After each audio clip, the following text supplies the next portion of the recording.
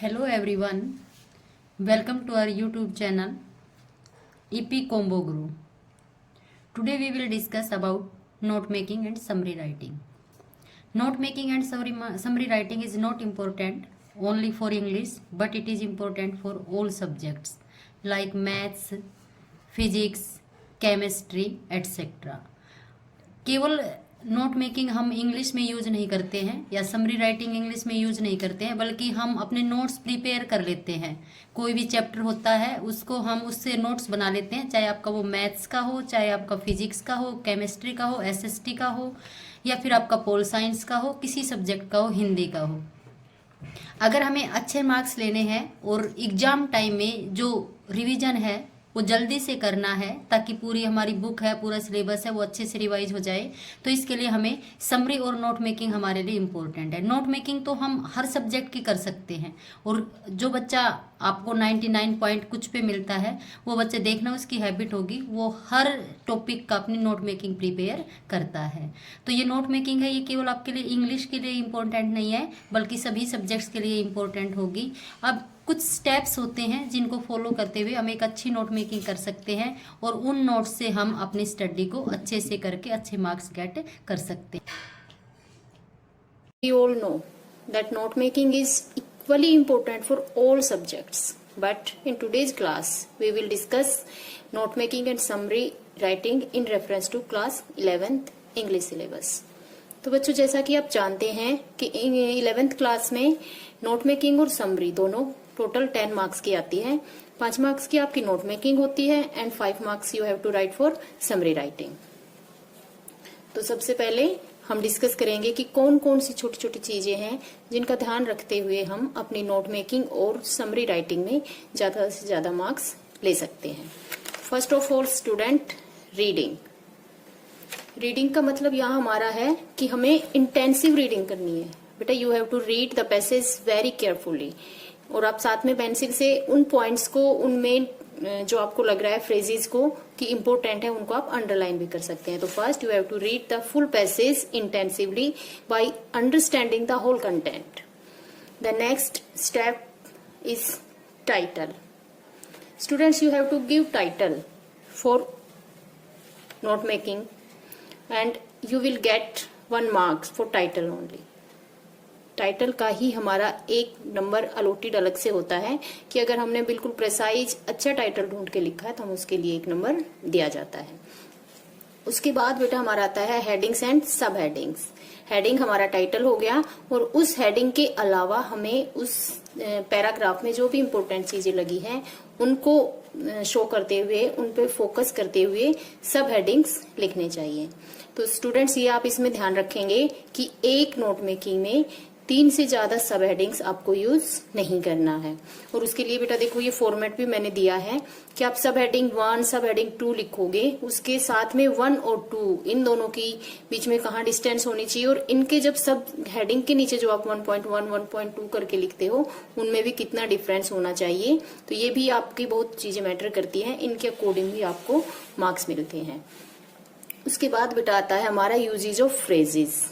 अब आपको पता ही है फ्रेजेस क्या होते हैं। Phrases are sentence is part of sentence. Phrases are not complete sentence but they clear the sense of full sentence. Phrases में हमें पता है कि सेंटेंस ना होके भी फुल सेंटेंस का वो काम करते हैं। तो नोट मेकिंग है यही कि हमें जो बड़ी चीज है उसको स्मॉल में, प्रिसाइज में करके लिखना है। तो यही आपको ये ध्यान रखना है कि आपको नोट मेकिंग करते हुए फ्रेजेस को लिखना है आपको, और सेंटेंसेस को अवॉइड करना है। You never write to full sentences. उसके बाद बेटा हमारा आता है एब्रीविएशंस। उसमें ऊपर क्लियरली आपका नोट मेकिंग में लिखा भी हुआ होता है कि use abbreviations where as possible, कि जहां पर भी पॉसिबल है वहां पर आप एब्रीविएशंस यूज करते हैं। आपको एटलीस्ट 5 एब्रीविएशंस यूज करनी होती है। एब्रीविएशन बेटा हर चीज की शॉर्ट फॉर्म, जैसे मैं बिल्कुल यहाँ पर सिंपल एग्जांपल आपको दे रही हूँ कि लगभग हर वर्ड के लिए आपको एब्रीविएशंस नहीं मिलेंगी, लेकिन कुछ प्रेस्क्राइब्ड एब्रीविएशंस होती है। जैसे टेलीविजन को हम शॉर्ट फॉर्म में टीवी लिखते हैं, ऐसे ही गवर्नमेंट के लिए हम GOVT का यूज कर सकते हैं। तो आपको भी एब्रीविएशंस एटलीस्ट 5 यूज करनी है और आपको फुल पैराग्राफ में, फुल नोट मेकिंग में 8 to 10 एब्रीविएशंस आप यूज कर सकते हैं। उसके बाद है बेटा आपको कि ये एक और ध्यान देने वाली चीज है कि जब आप नोट मेकिंग करते हैं, एब्रीविएशन करते हैं, तो एक लाइन में, एक सेंटेंस में you should not right more than 1 abbreviation, यानी एक लाइन में सिर्फ आपको बेटा एक ही एब्रीविएशन यूज करनी चाहिए। उसके बाद फिर हमारा आता है की। मैं आपके साथ ये पूरा फॉर्मेट ही डिस्कस कर रही हूँ कि अब बाद में हमें की बनानी होती है। की जैसे कि आप मैप वगैरह में करते हैं, नीचे इंडेक्स दे देते हैं ताकि पढ़ने वाला अंडरस्टैंड कर पाए कि आपने किस चीज को डिनोट करने के लिए ये वर्ड्स का यूज किया है। तो आप नीचे यहाँ पर की बनाते हुए पहले जो एब्रीविएशंस आपने यूज की है वो लिखेंगे, उसके बाद कंप्लीट स्पेलिंग लिखेंगे वर्ड की, जो भी स्पेलिंग है उसको आप कंप्लीट में लिखेंगे। जैसे यहाँ टीवी मैंने पहले लिखा और उसके बाद हमने टेलीविजन की कंप्लीट स्पेलिंग लिखी है। इसी तरीके से गवर्नमेंट लिखा और फिर GOVT के बाद हमने गवर्नमेंट की फुल स्पेलिंग लिखी है। तो आपको भी यही करना है कि जितने भी आपने एब्रीविएशंस यूज किए हैं की में, उन सब की शॉर्ट फॉर्म के साथ साथ में उनकी कंप्लीट स्पेलिंग भी आपको लिखनी होती है। तो स्टूडेंट ये बात अगर आप ध्यान देते हैं तो 5 मार्क्स का हमारा नोट मेकिंग बड़ा इजीली हो जाएगा। प्रिसाइज हमें बनाना है, टाइटल हमें ब्रीफ रखना है, बिल्कुल इंपॉर्टेंट चीजें जो हो वही हमें नोट मेकिंग में इंक्लूड करनी चाहिए। अब ये हमारा था फर्स्ट पार्ट, नोट मेकिंग और समरी राइटिंग का। अब हमारी समरी राइटिंग भी आती है इसमें 5 मार्क्स की।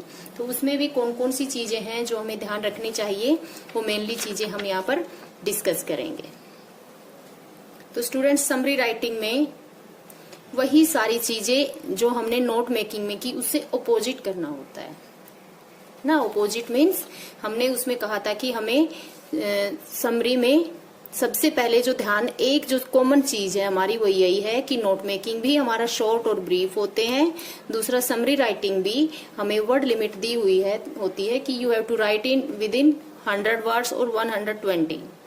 तो आपको प्रिसाइज रखनी है, शॉर्ट रखनी है और पूरा पैसेज पढ़ने के बाद जो आपको उसकी थीम समझ में आई, जो उसका जिस्ट समझ में आया, सिर्फ वही शो करते हुए, वही दूसरे को दिखाते हुए आपको शॉर्ट में समरी लिखनी है। तो फर्स्ट इसकी हमारी जो पहली रिक्वायरमेंट है समरी राइटिंग की वो है शॉर्ट, यानी ब्रीफ होना चाहिए। दूसरा है बेटा, हमने नोट मेकिंग में किया था कि हमें फ्रेजेस यूज करने हैं, which have to omit full sentences, लेकिन यहाँ पर उसका भी अपोजिट करना है कि हमें सेंटेंसेस कंप्लीट लिखने हैं। यहाँ पर बेटा हमें फुल सेंटेंस लिखने हैं, हमें यहाँ पर फ्रेजेस का यूज नहीं करना है, तभी हमारी जो समरी है उसकी सेंस क्लियर हो पाएगी, वो फ्रूटफुल हो पाएगी। तीसरा है इसमें नो यूज ऑफ एब्रीविएशंस। अभी उसमें भी हमने बताया था फुल सेंटेंस लिखने हैं, हमें यहाँ पर फ्रेजेस का यूज नहीं करना है, तभी हमारी जो समरी है उसकी सेंस क्लियर हो पाएगी, वो फ्रूटफुल हो पाएगी। तीसरा है इसमें नो यूज ऑफ एब्रीविएशंस। अभी उसमें भी हमने बताया था आपको कि एब्रीविएशंस आपको यूज करनी है। एब्रीविएशंस हमने यूज करी थी नोट मेकिंग में, लेकिन जब हम समरी राइटिंग लिखेंगे, यहाँ पर हमने कहा था कि हमें एब्रीविएशंस मस्ट है, लेकिन समरी राइटिंग में हमें एब्रीविएशंस को यूज नहीं करना है। हमें फुल वर्ड की फुल स्पेलिंग, कंप्लीट स्पेलिंग ही लिखनी है ताकि हम अच्छे से अच्छे मार्क्स ग्रेस्प कर सके, अचीव कर सके। तो स्टूडेंट्स, होप आपको ये वीडियो अच्छी लगी होगी और नोट मेकिंग और समरी का जो आपका कंफ्यूजन था वो क्लियर हुआ होगा। तो student, it's all for today, will meet in next class.